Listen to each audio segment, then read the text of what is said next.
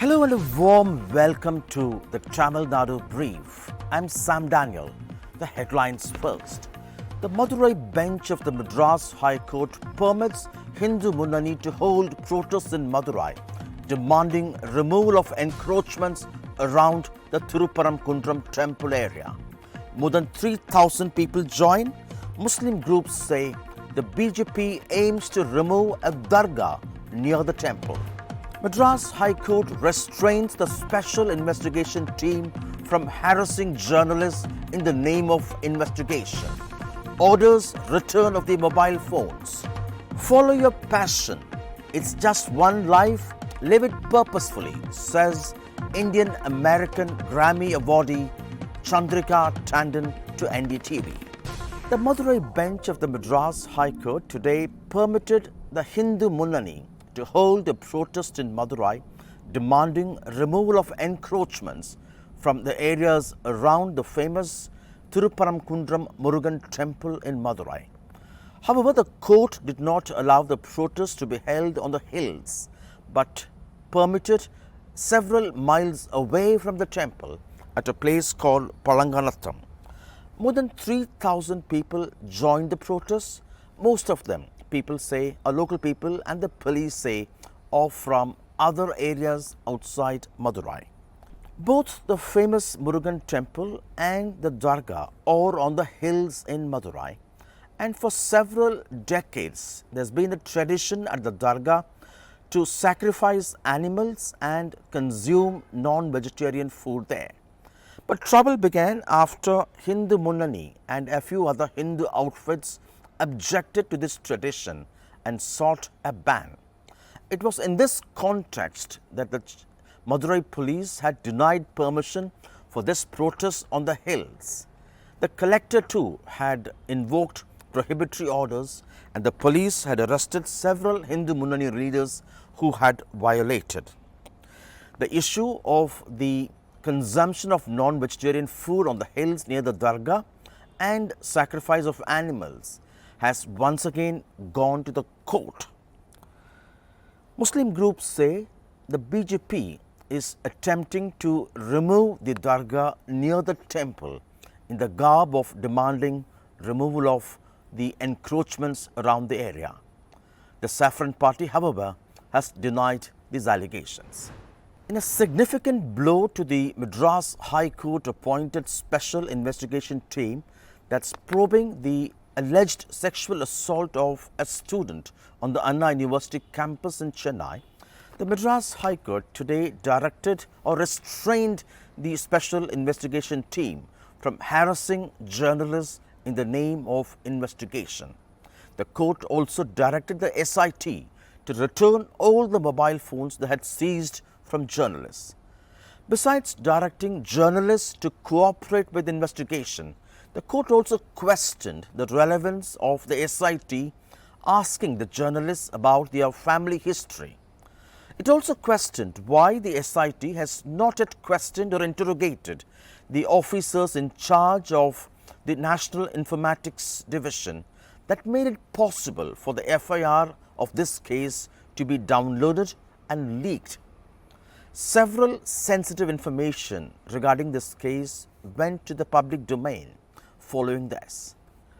In December last year, a woman student on campus was allegedly sexually assaulted after assaulting her male friend, raising several questions on campus security and women's safety on campuses and across Tamil Nadu.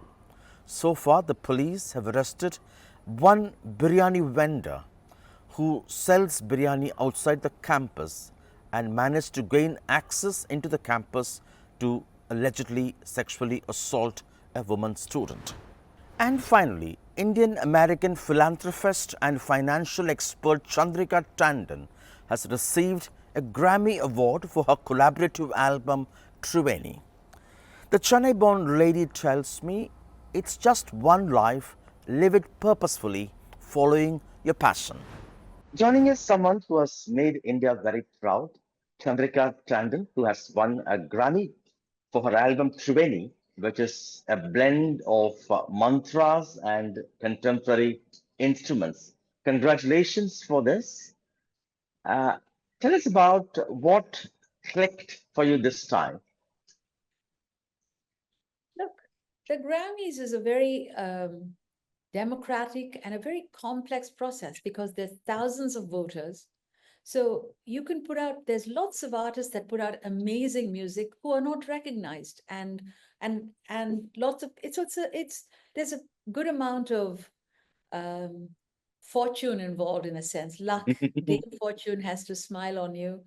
But I think what happens is over a period of time you get known, and we did have some beautiful music put out, but we had some wonderful other people who were also on this particular ballot with us, who are also, some of them of Indian origin. So we had, you know, we were very lucky, and we were very proud of what we put out this time. Chandrika, you're someone who has accomplished both professionally and following your passion, that's music. How important is to relentlessly follow one's passion? Sam, we are all multi-dimensional human beings. We all have multiple interests, multiple talents, multiple passions, as you say. And I think what happens is very often in life, and that's where I was for many years, you kind of go into accidental living because you're going from one pursuit to another. You're just carrying on your job, your family, your work, and you're not really thinking, stepping back and taking a good hard look at what I have one life to live, and how am I going to live it in a purposeful way?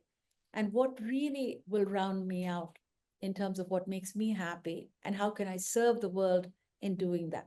What is my broader purpose? And I was lucky enough to be able to ask that question. And so able to explore the second dimension of mine and give more time to music. So that's why I've been able to develop both these dimensions. But it's taken a lot of work, Sam. It's not easy because you trade off a lot Right. of things, that a lot of social activities, lots of friendships, lots of watching TV, all those things simply fall off the wayside. It's a great international collaboration you have in your team, South African flautist Walter Kellerman and Japanese American cellist Eru Matsumoto. Forgive me if my pronunciation is wrong. Tell us about the experience. Well, we all have independently been pursuing healing music in different ways. Eru is very interested in how sound can affect the cells of the body from her perspective, and she's very excited and interested in moving that direction forward. Woot has been playing the flute, and he and I have been in the global music circles. We've known each other for several years, not personally, but we've known each other's work. So Eru had this idea of creating an album around sound and healing, and then Woder and she had talked, and then Woder approached me, and because I think he likes my music, and so he approached me and said, would I please join them in doing this? And it sounded like an interesting idea, and it was the whole process was a complex, challenging, and interesting process of collaboration because we were in three different parts of the world. We have three different traditions of how Right. we approach our music, and we're all three very strong-willed people who have independent ideas of how we wanted the music to be. Chandrika, congratulations again and enjoy talking to you. Wishing you all the best. Thank you, Sam. I so appreciate it, and thank you for speaking to me. And Thank good you. luck to everybody in India. And I feel Thank you. so proud.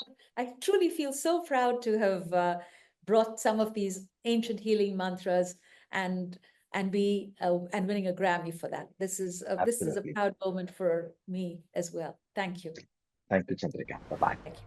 Well, that's all the time we have for on this edition of the Tamil Nadu Brief. Hope you liked it. Thank you for joining.